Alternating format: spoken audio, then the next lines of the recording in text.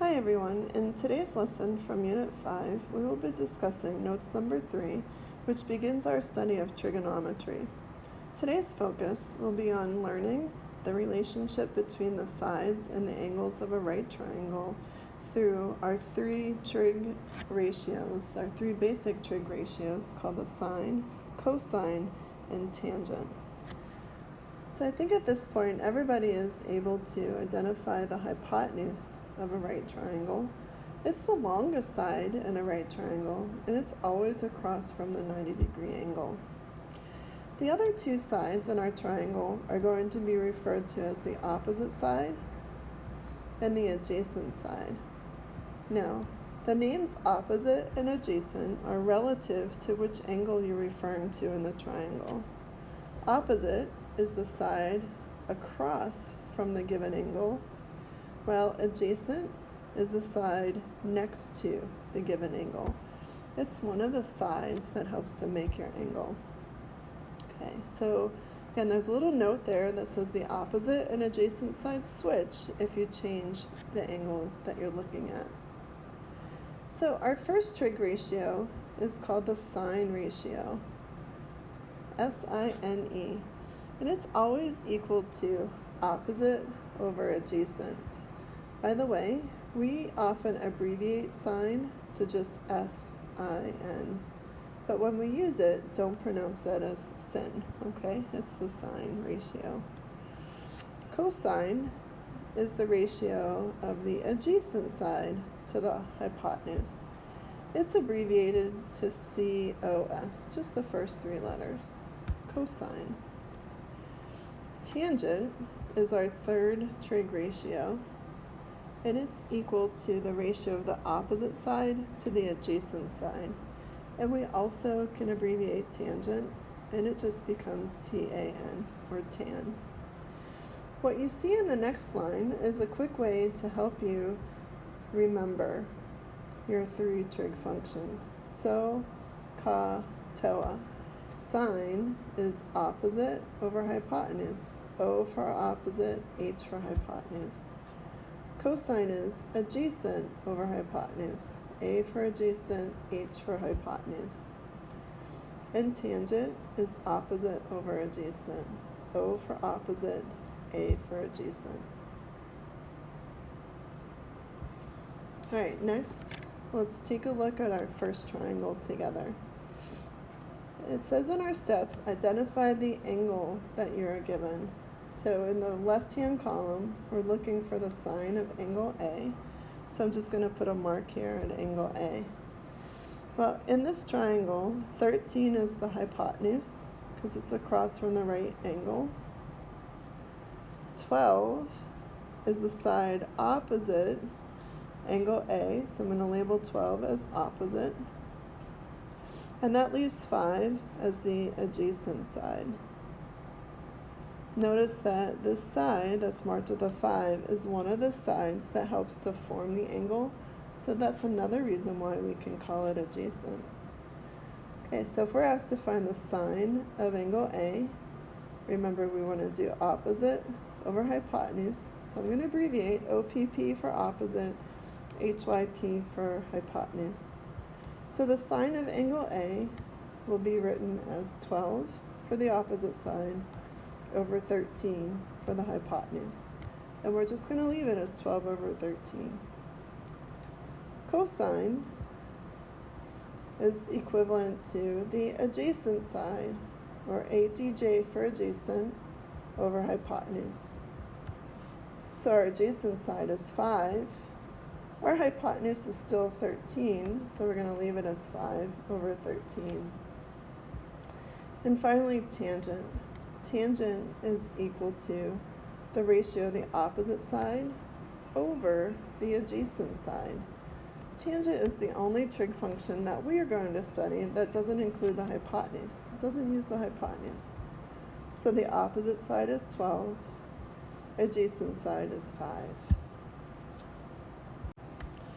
Okay, so it was mentioned up above that if you refer to a different angle, the labels opposite and adjacent would switch. So we are going to switch our focus to angle B So I'm going to label my triangle again. Sorry, that should be a 13, so let me clean that up.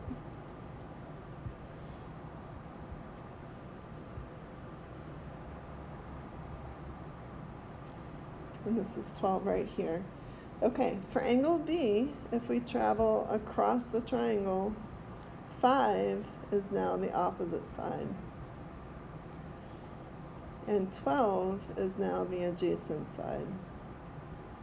13 stays the hypotenuse.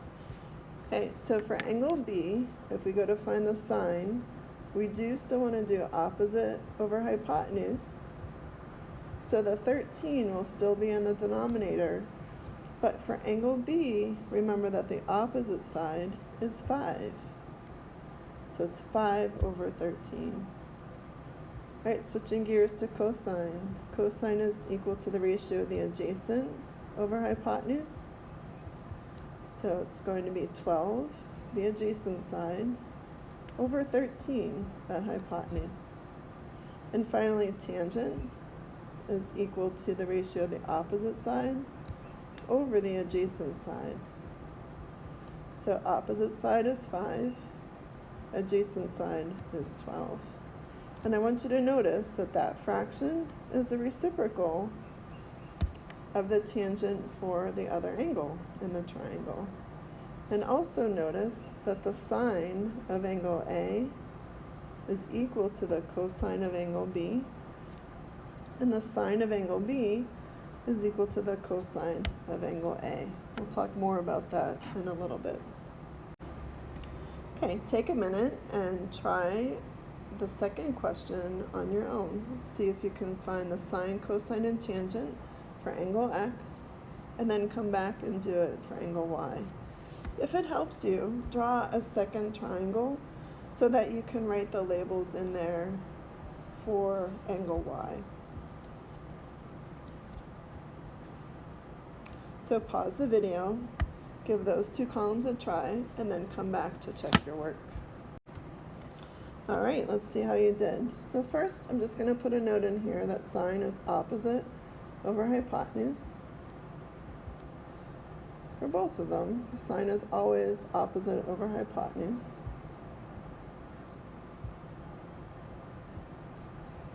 Cosine is always adjacent over hypotenuse.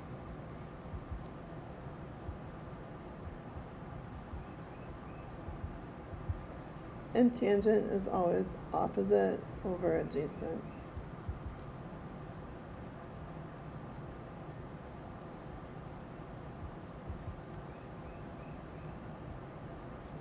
Okay, but remember the labels opposite and adjacent are going to change. Hypotenuse is 5 in both triangles.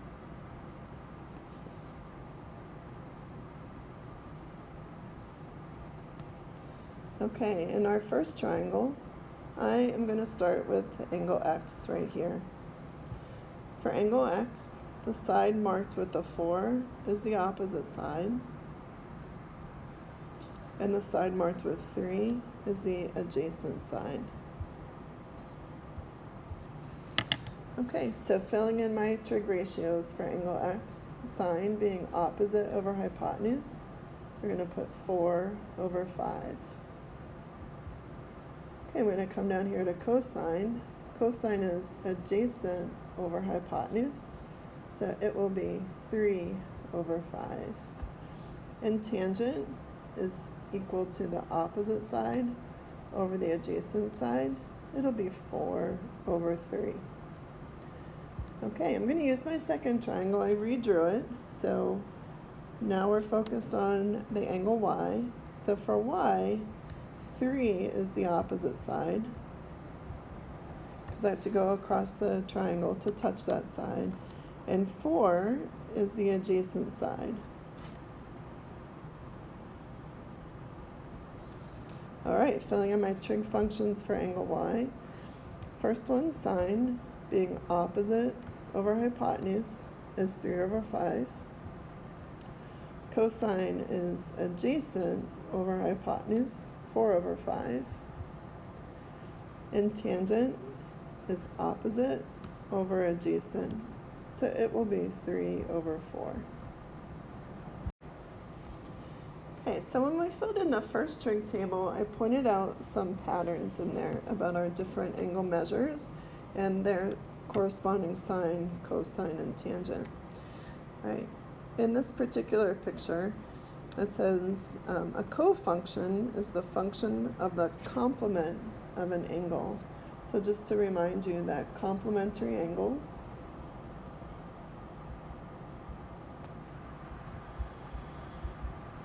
add to 90 degrees. So 60 degrees and 30 degrees would be an example of a pair of complementary angles. Now, in this picture, it says determine the sine and cosine of angles A and B using the name of the sides. For example, for angle A, by the way, this side is the hypotenuse. For angle A, CB is the opposite.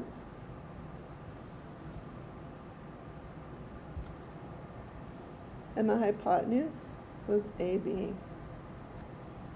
Okay, for the cosine, we want the adjacent side, which is AC, over the hypotenuse, which is AB.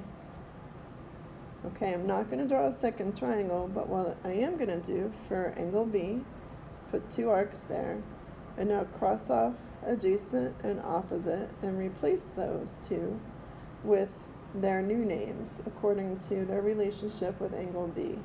So angle B, this side is opposite, and now this side is adjacent. So the sine of angle B is equal to AC, that's the opposite, over the hypotenuse, which is still AB. And the cosine of angle B is equal to the adjacent side. I gotta put the actual name in there, sorry about that. Oops. So the adjacent side, which is CB, over our hypotenuse, which is AB. All right, it says, what do you notice about the sine of A and the cosine of B? There's the sine of A, cosine of B. They are the same.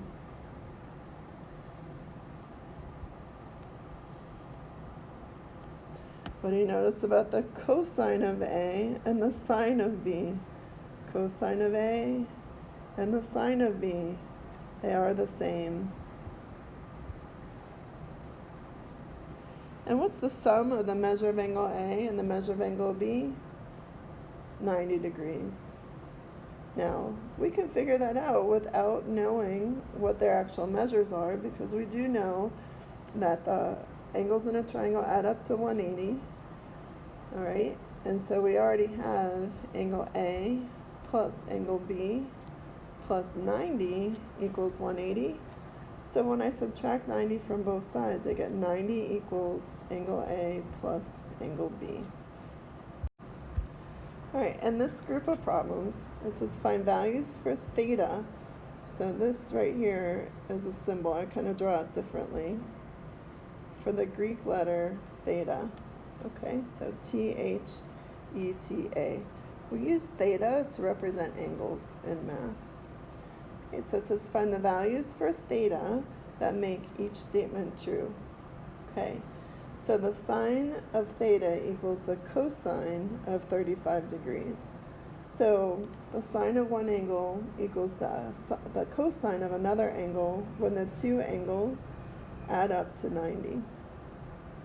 So you're going to write a little equation. Theta plus 35 equals 90. Then take and subtract 35 from both sides. And we end up with theta equals 55.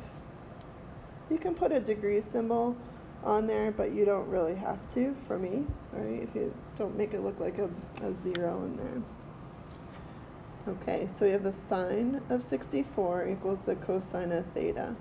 So the sine will equal the cosine if the two angles are complementary. So right, 64 plus theta equals 90. And then take and subtract 64 from both sides. And you get theta is equal to 26 degrees. Okay, now our equations are going to get a little more complicated. They're going to have more stuff in them, but we can solve them. So the sine of theta equals the cosine of theta plus 30. So sine and cosine will be equal to each other if you add up your two angles and set it equal to 90. Okay, so this would be 2 times theta plus 30 equals 90. Subtract 30 from both sides and we get 2 theta equals 60. Divide by 2 and that gives us theta. And I was just about to say, if you feel more confident in your math, if you rewrite it with x's, then do that, okay? So theta would be equal to 30 degrees. All right, so cosine and sine are equal if these two angles add up to 90. So we have theta minus 45 plus theta is equal to 90. Combine your like terms first. So we have 2 theta minus 45 equals 90. Take and add 45 to both sides. And that's going to give us 2 theta on the left-hand side of our equation equals 135. And then we'll have to take and divide by 2. And when we do that, we end up with theta equals 67.5 degrees. Okay, 2 more. So sine and cosine will be equal if these two angles add to 90. So 2 theta plus just a 3 plus theta equals 90. That gives us 3 theta plus 3 equals 90. Subtract 3 from both sides, and we get 3 theta equals 87 degrees. And then take and divide by 3. And we end up with theta equals 29 degrees. All right, one more. Cosine of 4 theta equals the sine of theta plus 9. 4 theta plus 9 equals 90. That gives us 5 theta plus 9 equal to 90. Take and subtract 9 from both sides. And that leaves us with 5 theta equals 81. All right, it's going to be a decimal. That's okay. We can deal with it. Divide by 5, and we end up with theta is equal to 16.2. Okay, so remember, two functions are equivalent if their angles, sine and cosine, are equivalent if the angles have a sum of 90 degrees.